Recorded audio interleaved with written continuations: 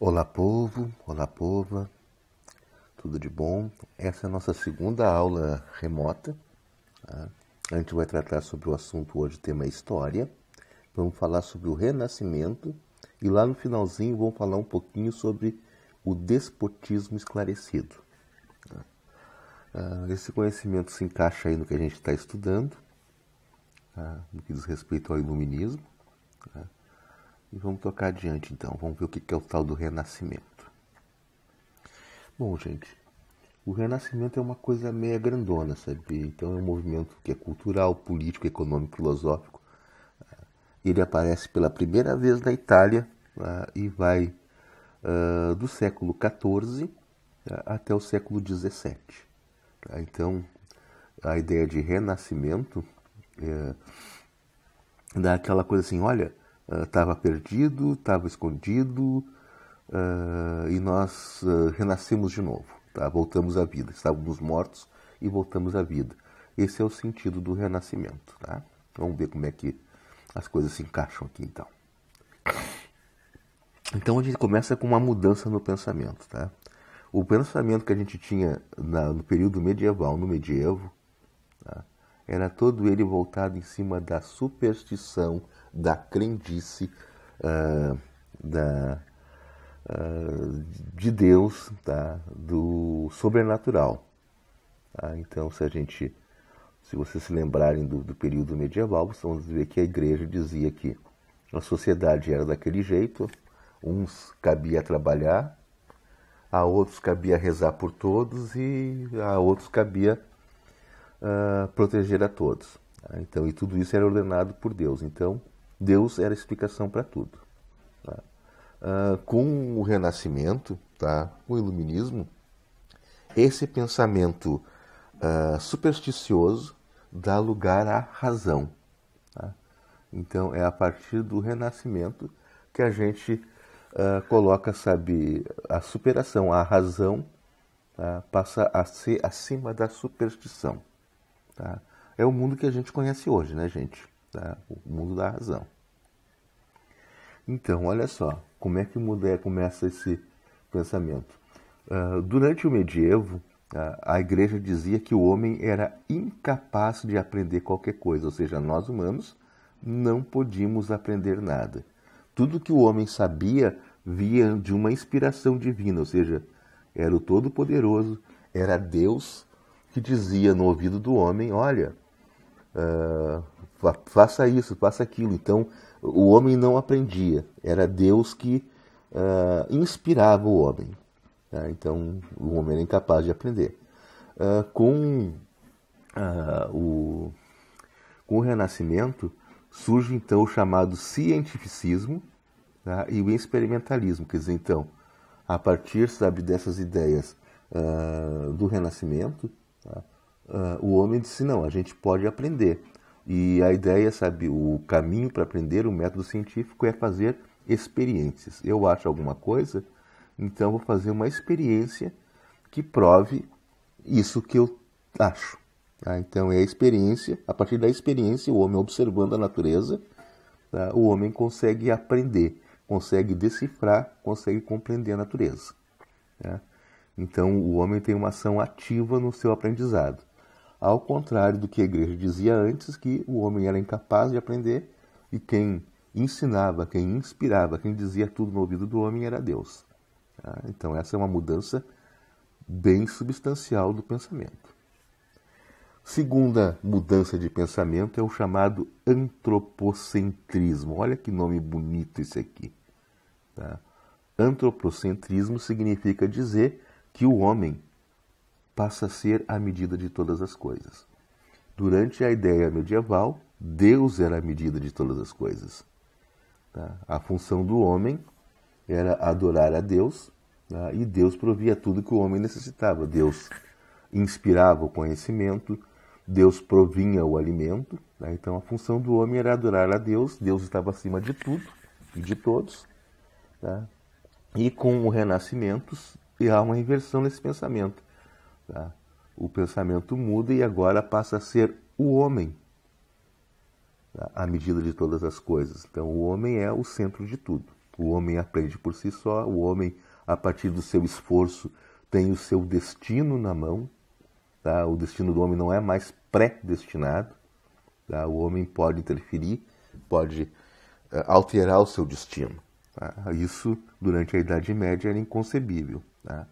Durante a Idade Média, o homem era tido como sendo um ser predestinado. Outra mudança de pensamento, o chamado, olha só que nome bonito também, hedonismo. Tá? Hedonismo significa dizer viver o momento, ou essa expressão em latim, carpe diem, viva o agora. Tá? Busque a felicidade. Então, o propósito da vida do homem, a partir desse pensamento do Renascimento, é a busca da felicidade, é viver e aproveitar o momento. Durante o medievo, os homens tinham sua vida toda se preparando para a salvação.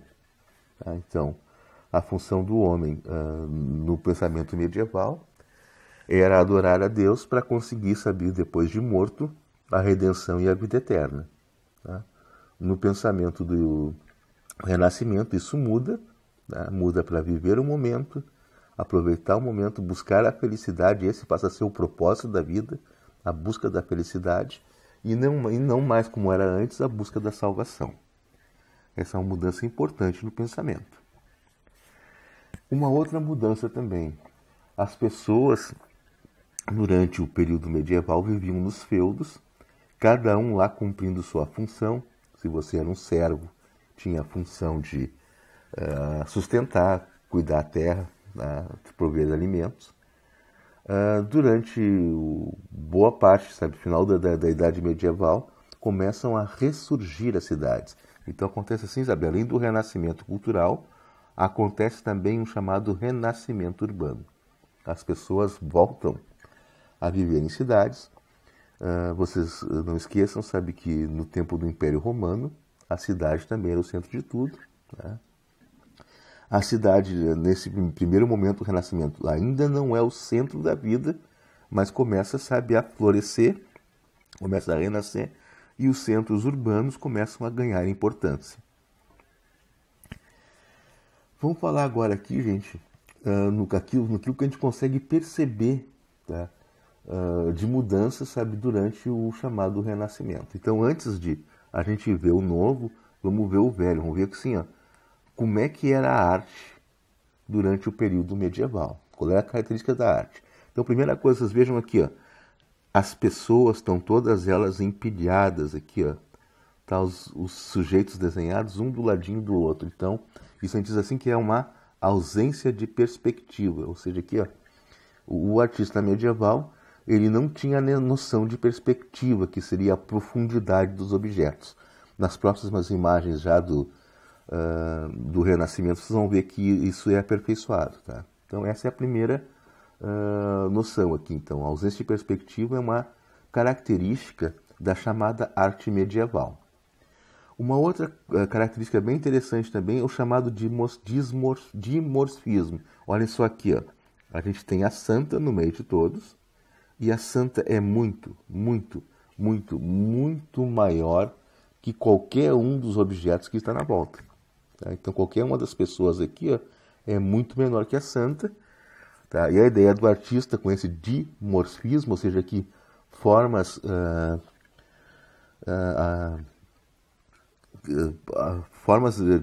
tornadas assim, que, puxa vida, me fugiu o termo agora. Daqui a pouco então, formas muito desiguais, né? Muito fora da realidade, elas têm uma função que é, dizer assim, olha, a santa é mais importante que todos, por isso ela é maior que todos.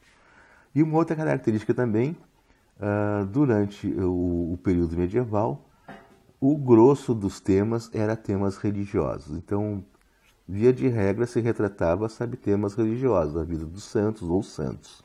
Tá? Então, fiquem bem atentos para essa característica da arte medieval, que é a falta de perspectiva, os temas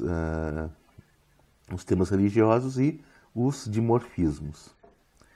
Bom, agora já começamos, no comecinho do Renascimento, tá? O chamado período do Trecento, tá? E é trecento, porque quer dizer assim, ó, são os anos de 1300, tá? O século XIV. Tá? O que a gente tem? Ó? Já começa a aparecer perspectiva, observem que nesse desenho aqui, ó, a gente consegue ter uma noção de profundidade, onde estão os anjinhos. Tá? Aqui também a gente tem, tá, uma noção de profundidade nas imagens. Então aqui, ó, essa noção de profundidade que a gente está vendo aqui, ó, a imagem entra para dentro, recebe o nome de perspectiva. Tá? Ainda tem um pouco de dismorfismo. Se vocês observarem esse Jesus Cristo aqui, ó, é muito maior do que todas as pessoas que estão aqui, tá? Mas é um dismorfismo mais suave, tá? Não é tanto quanto era naquela outra imagem de lá. Então Jesus Cristo aqui é mais importante que o resto dos elementos do quadro, tá? É disforme, mas não é nenhum exagero como estava acontecendo antes nos outros quadros. A temática vocês viram que é toda ela religiosa, são os santos, tá? Tanto num quadro quanto no outro. Aqui a presença dos anjinhos. Tá? E uma característica interessante, sabe, desses quadros aqui, desse primeiro momento do iluminismo, que a gente chama de barroco, é que os temas são sombrios. Então, olha só, o Renascimento ainda é uma novidade, tá? As pessoas ainda vivem, tá, um pouco dentro do clima do passado, tá? E o passado da Idade Média era um passado sombrio, onde o homem é pecador, o homem é fadado a pecar e está aqui para se arrepender. Então a temática é carregada com esses tons escuros, tá? Foi ainda uma herança, tá, do período anterior ao Renascimento, tá? Mas já começam a haver mudanças. Tá? Permanecem os temas religiosos, tá? Os quadros são com essa tendência, com esses sombrios, sabe, os tons escuros, tá? Mas já começam a mudar, já apareceu uma perspectiva. Avançando ainda agora na arte, no característica do Quattrocento, tá? Que seria os anos de 1400. Bom, gente, o Quattrocento já tem uma mudança bem grande. Primeiro, tá, a perspectiva evolui, ela fica bem mais pronunciada. Há um realismo nas cenas. Vocês observem aqui, ó, aparece a janela lá atrás, sabe? Tá, o realismo nas formas, tá, das Madonas aqui. Tá, então, uma Nossa Senhora, a Anunciação de Nossa Senhora, é um quadro de Leonardo da Vinci. Aqui também é a Santa Ceia, um outro quadro de Da Vinci.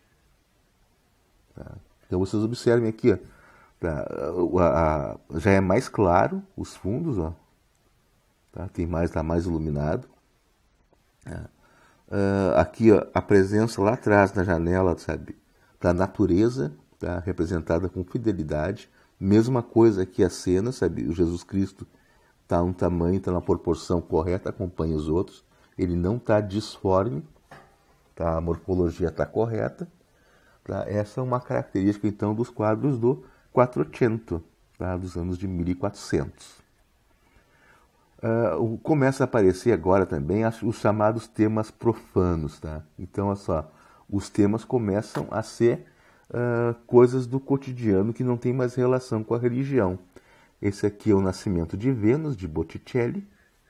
Tá? Então vocês veem, não tem uma conotação religiosa. Tá? Esse quadro aqui, eu não sei, eu não tenho certeza, parece que o autor é Rafael, parece, não tenho certeza. Tá? Mas vocês observem que a temática aqui, sabe, é uma cena do cotidiano, dentro daquela ideia do carpe diem, tá? Ou seja, as pessoas estão vivendo o momento, estão se divertindo. Tá? A gente vê aqui a presença da sedução, tá? Mas o demônio aqui nem chega a ser de todo mal visto, sabe? Ele está ali, sabe, provocando, tá, aquela moça, sabe, para aproveitar o momento. Aqui o anjinho com a setinha aquela, tá? Até vai atirar em alguém ali, sabe, para fazer com que alguém se apaixone, provavelmente pelo aquele moço que está lá. Tá? Mas a temática, vocês vejam aqui, ó, é uma temática do cotidiano, uma temática alegre, feliz, tá? Sem nenhuma ideia sombria por trás. Tá? Então, é uma característica. Uma outra característica do Quattrocento, tá, é o chamado aqui, olha, guardem essa palavra, mecenato ou mecenas. Tá? Mecenas é o seguinte, os artistas, tá, começam a receber patrocínio, ou seja, que pessoas ricas, ou melhor, burgueses ricos, começam a sustentar os artistas para que eles pintem quadros para eles. Tá? É o caso aqui da Mona Lisa ou da Gioconda, né? Uma moça, deve ter sido uma esposa de alguém importante, sabe, que contratou o Leonardo da Vinci para fazer a pintura. Mesma coisa essa Madonna aqui, que se não me engano também, não tenho certeza, tá? Mas eu acho que é de Rafael. Tá? Também, sabe, embora a gente consiga assim, fazer uma associação com o menino Jesus, com aquela criança sadia, gordinha, tá? Mas é uma cena que não tem nenhuma conotação religiosa. Observem a perfeição das curvinhas do menino. Tá? Então, todos os detalhes, a natureza lá atrás também retratada aqui nas janelas, ó. Tá? Todo cheio de detalhes, sabe? Um quadro iluminado, um quadro bonito, tá? Com cenas do cotidiano. Tá? E esses artistas, para poderem... Isso aqui é uma coisa que vocês devem ter noção, que é muito trabalhosa. Tá? Então, o artista, enquanto era sustentado pelo seu mecenas, podia se dedicar à sua arte. Tá? Então, podia não trabalhar, não se preocupar com o seu sustento, tá? E se dedicar inteiramente à arte. Era sustentado pelo seu mecenas. A perfeição dos detalhes desse período é impressionante. Tá? Esse é o quadro chamado Casal Ardofin. Tá? Essa moça aqui, tá? Vocês vejam que é uma gravidez exagerada.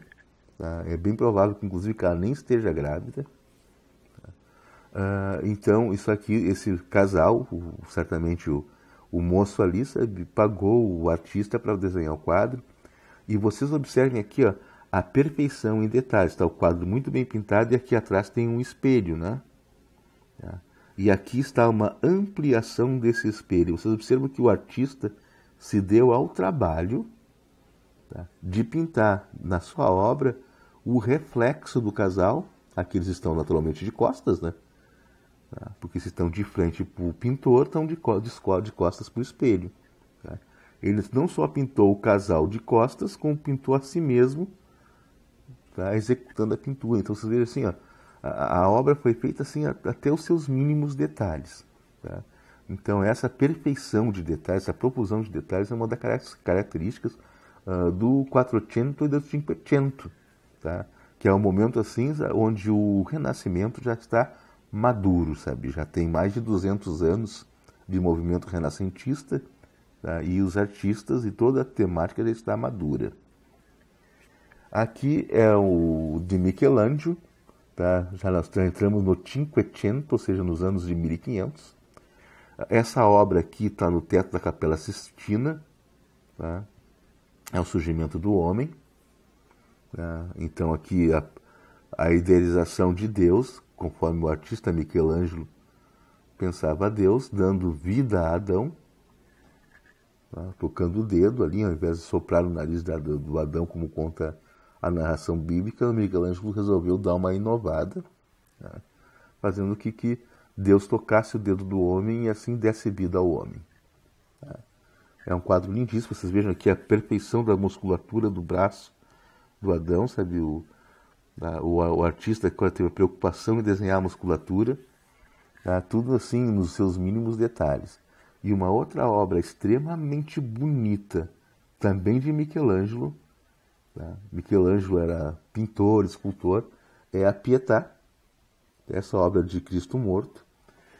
Essa obra é tão bonita, mas tão bonita, tá, que tem várias réplicas pelo mundo. Inclusive uma está em Caxias do Sul. Tá? É uma perfeição, sabe? As feições do Cristo parece que tem movimento. Tá? Então tudo isso aí, sabe, são obras do período do Cinquecento, quando o Renascimento já está bem maduro. Tá? A parte alta do Renascimento.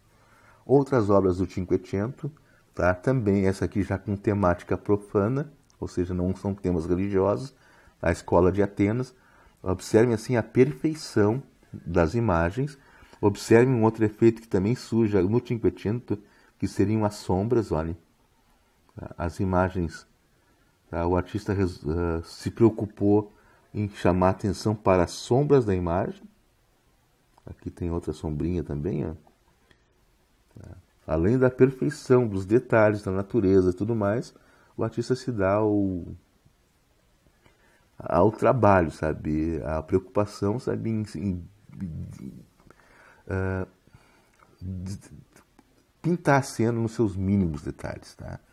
Isso, naturalmente, aqui parte todo de um estudo científico da posição da luz, um estudo das sombras e tudo mais, gente. Não é uma sombra pintada à moda bicho, tá? Eles estudaram como é que a sombra se forma, sabe, de onde é que vem a luz. É tudo muito bem estudado, certo? Bom, gente, para a gente terminar essa aula, tá? Vocês viram que durante o Renascimento o pensamento muda. Tá? Então, antes do Renascimento, tudo era justificado através e a partir de Deus. Tá? Com o Renascimento isso muda. Tá?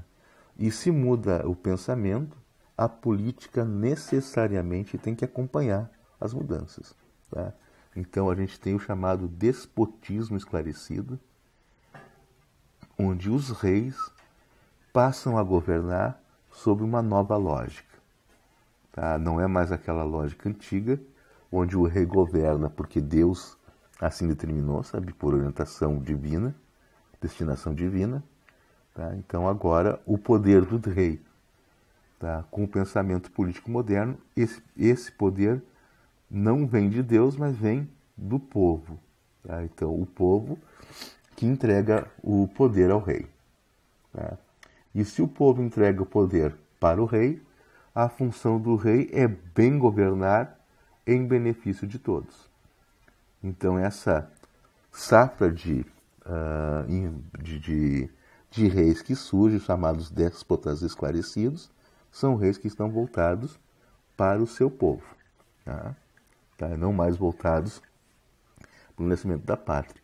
Então, os exemplos assim de déspotas esclarecidos que são muito interessantes, a Catarina da Rússia, tá? Essa mulher modernizou a Rússia, sabe, criou hospitais, fez uma série de benfeitorias. A Rússia antes e depois dela é completamente diferente. Tá? O Frederico da Prússia, tá? Também um déspota esclarecido. Tá? Esse cara aqui criou hospitais, investiu em educação, deu liberdade religiosa para todos, cobrou imposto da igreja. Esse cara fez uma mudança total e completa, assim, ó, uma administração pública voltada para atender o povo. Tá? Então, gente, tem outros déspotas esclarecidos aqui, ó, mas todos eles, tá? Todos eles governando dentro dessa nova noção, tá, de governar para atender os interesses do cidadão, os interesses do povo. Tá? Não é mais agora, por isso que eles limitam o poder da igreja, não é mais a igreja que dá sustentação ao rei. Tá? Bom, sobre renascimento e despotismo esclarecido, que eu tinha para dizer para vocês. Espero que vocês tenham gostado. Tá? E dentro em breve, se tudo logo vai terminar esse isolamento social e a gente volta a ter nossas aulas normais. Uma boa noite para todos e fui!